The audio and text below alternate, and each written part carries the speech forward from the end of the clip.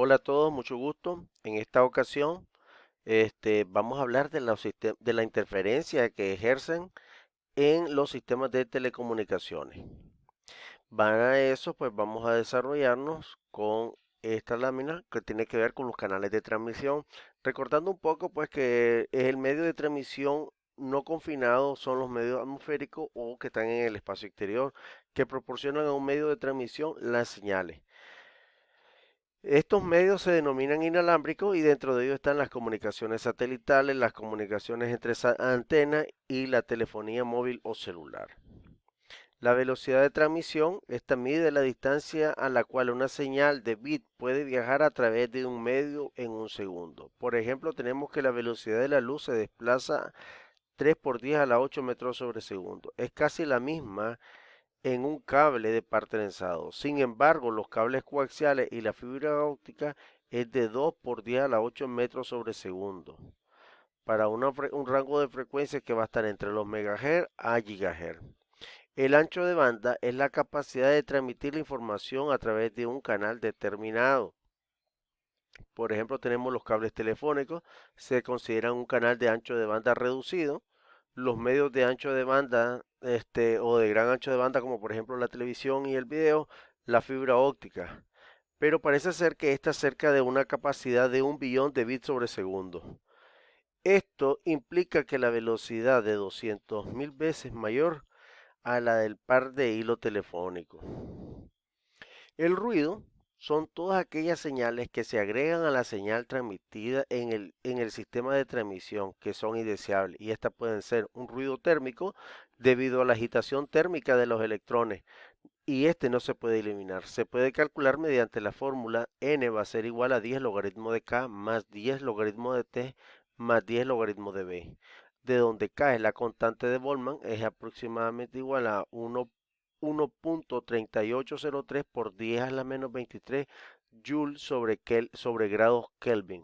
Recordemos que eso de grados Kelvin es la temperatura absoluta. La densidad de potencia de ruido que n, T la temperatura absoluta en grados Kelvin y B el ancho de banda. Y tenemos este ejemplo, dado un receptor, dice, con una temperatura efectiva de ruido de 294 Kelvin y un ancho de banda de 10 MHz, el ruido térmico a la salida del receptor será de N va a ser igual a menos 228 dB más 10 logaritmos de 294 más 10 logaritmos de 10 a la 7. Aquí tenemos menos 228.6 más 24.7 más 70. Aquí vamos a sumar, en este caso el 24.7 más el 70, eso nos da 94.7 y ese 94.7 lo vamos a restar al menos 228.6. Eso nos va a dar aproximadamente menos 133.9 dB. Las perturbaciones en la transmisión, tenemos el ruido de intermodulación que es debido a la aparición de señales de distintas frecuencias en el mismo medio de transmisión. Por ejemplo, tenemos la diafonía que se presenta mucho en los equipos telefónicos convencionales en las líneas de cobre. Esta se origina por acoplamientos no deseados entre las líneas que transportan las señales. Por ejemplo, al azar, al utilizar la línea telefónica y escuchar otra conversación. El ruido impulsivo no es continuo y está constituido por picos o pulsos de corta duración y amplitudes grandes. Se pueden generar una gran diversidad de causas como por ejemplo las perturbaciones electromagnéticas producidas por las tormentas, los fallos y defectos en los sistemas de comunicaciones. Normalmente los datos transmitidos estos van a ser de ceros y unos y esto lo podríamos representar nosotros de forma gráfica como sale allí en esa onda cuadrada. Pero cuando ya nosotros, eso es lo ideal, pero cuando nosotros ya estamos en presencia de ruido, esa señal se va a ir distorsionando y va a perderse. ¿Por qué se va a perder? Porque en el momento que se están enviando los datos, muchos de esos datos van a ser alterados producto de la interferencia de los ceros de las señales que están intercediendo en la comunicación. Por ejemplo, Ahí tenemos esa señal de ruido que ya se ha perdido de la forma original, que es la señal de onda cuadrada. La señal con más ruido, que es la siguiente, en este caso tenemos la cuarta imagen que está ahí. Esa señal ya está más deteriorada, aquí ahorita la estoy señalando. Esta señal ya está siendo más deteriorada, se ve más afectada por el ruido. En los instantes de muestreo, si nosotros venimos y hacemos muestreo en un cierto intervalo de tiempo, solamente vamos a captar esa señal. Estos pequeños rangos de señales que están acá etiquetados. Las señales recibidas, por ejemplo, nosotros vamos a estar enviando, vamos a recibir 0, 1, 0, 1, 1, 0, 1, 1, 1, 1, 0, 0, 1, 0, 0, 0. Pero si nosotros lo comparamos con los datos originales, vamos a tener 0, 1, 0, 1, 1, 0. Donde teníamos un 1, en realidad es un 0. Aquí esto ya es un bit erróneo. Luego vamos a tener acá 1, 1, 0, 0, 1, 0. Aquí el dato original un 1 y lo que nosotros hemos recibido es un 0, ahí esos datos erróneos ya cambiaron la información. Ya, imaginémonos que eso se tratara de un epicrisis médico, de un sistema que nos permita vincular un sistema de información y expediente de las personas que viven en los departamentos.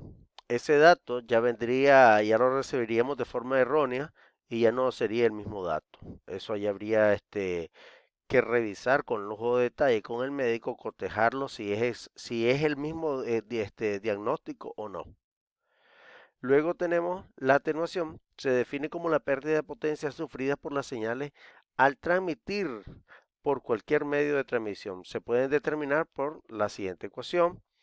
N sub f va a ser igual a menos 10 logaritmo de 10 P sub 1 entre P sub 2 dBm, donde P sub 1 y P sub 2 representan la potencia de la señal en los puntos 1 y 2. ¿Cuáles son esos puntos 1 y 2? El punto 1, la señal que está siendo enviada, esa señal original. El punto 2 es donde esa señal ya se comienza a atenuar antes de hacer uso del amplificador. ¿Por qué es importante notificar eso o saber dónde la señal se está atenuando? Normalmente nosotros lo que hacemos es ubicamos los equipos a medida que la señal ya se está atenuando, pero no es lo correcto. Nosotros debemos de ubicar los equipos, sobre todo el amplificador, cuando la señal no se ha comenzado a atenuar para que ese flujo de información se mantenga intacto. En el mejor de los casos, ahí se perdería información y se ganaría interferencia, ruido.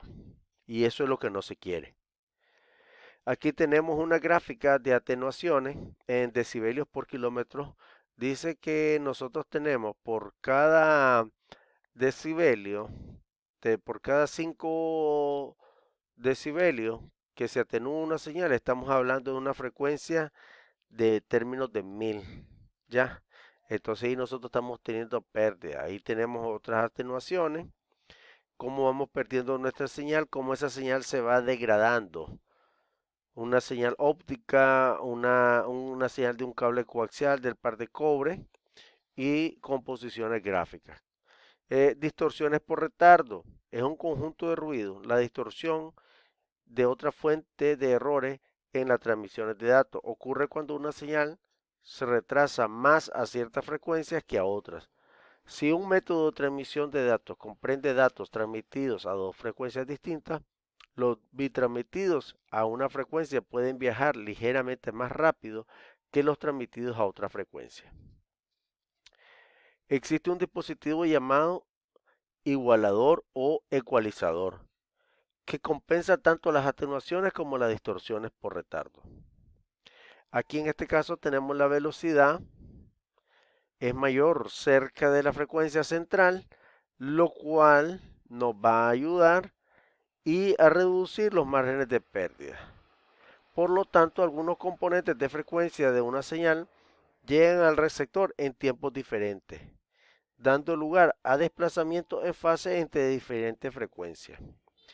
Tenemos señales analógicas y señales digitales. Estas señales analógicas es una onda electromagnética propagada a través de diferentes medios, dependiendo del espectro. mientras que una señal digital es una secuencia de pulsos de voltaje transmitida a través de un medio guiado. Las características de transmisión analógica: después de cierta distancia, la señal analógica pierde potencia, atenuación. Es necesario el uso de amplificadores. Pero vuelvo y les repito, los amplificadores antes de que la señal se comience a atenuar, para evitar que esa atenuación vaya a cometerse o vaya a generar cambios de información. ¿En qué sentido? Que como nos miramos en las gráficas anteriores, que donde tuviéramos un dato erróneo, donde estábamos transmitiendo un 0,1 por decir algo, recibamos un 1,0. Al usar amplificadores para la señal se van a amplificar también el ruido y eso es lo que no se quiere. Entonces nosotros debemos de generar la señal meramente y evitar el ruido de ella. Otras características de este sistema de comunicaciones digitales: este tipo de transmisión, el contenido de la señal es de vital importancia. Al transmitir una señal digital, el problema de atenuación es resuelto con repetidores. El repetidor recupera todos los datos digitales de la señal analógica y los genera en una nueva señal analógica. De esta manera, el ruido no se acumula. La ventaja principal de la transmisión digital es la inmunidad al ruido. Las señales analógicas son más susceptibles que los pulsos digitales a la amplitud no deseada, a la frecuencia y variaciones de fase. Se prefieren a los pulsos digitales por un mejor procesamiento y multicanalización que las señales analógicas. Los pulsos digitales pueden guardarse fácilmente mientras que las señales analógicas no pueden. Los sistemas digitales utilizan los regeneradores de señales en vez de la amplificación de señal. Por lo tanto, produce un sistema más resistente al ruido que las contrapartes analógicas. Las señales digitales son más sencillas de medir y de evaluar. Aquí en esta gráfica que estamos viendo tenemos una señal analógica representada por datos mediante una onda electromagnética que varía continuamente. Tenemos un teléfono convencional. Tenemos datos analógicos, en este caso es la voz sonora. Cada vez que nosotros digitalizamos, nosotros estamos modulando y vamos a tener esa señal senoidal, una señal analógica. Pero ¿qué ocurre cuando nosotros hacemos uso de un módem? Ok, todos esos datos en vez de ser analógicos, pasan a ser datos digitales y se van a estar transmitiendo en forma de una onda cuadrada. Posteriormente ese módem, para enviarlo hacia el destinatario, en todo caso otro aparato telefónico, este va a convertir esos datos digitales en una señal analógica para que el teléfono, en este caso, pues pueda desencriptar y entender cada uno de los datos que se le están pasando. Los datos según entrada tenemos datos analógicos, señal digital, datos digitales y analógicos. Según el procesamiento tenemos señales analógicas, señales digitales, transmisión analógica y transmisión digital. La velocidad de la señalización está asociada a la ley de Nyquist, donde se nos dice que Fs va a ser igual a 2Fm, donde Fs es la frecuencia de la señal de muestreo, Fm es la frecuencia máxima de la señal de información, no frecuencia modulada. También la fórmula de Nyquist establece que esto va a ser igual, C va a ser igual a 2B logaritmo de 2 de M, donde M es la cantidad de niveles y B es el ancho de banda.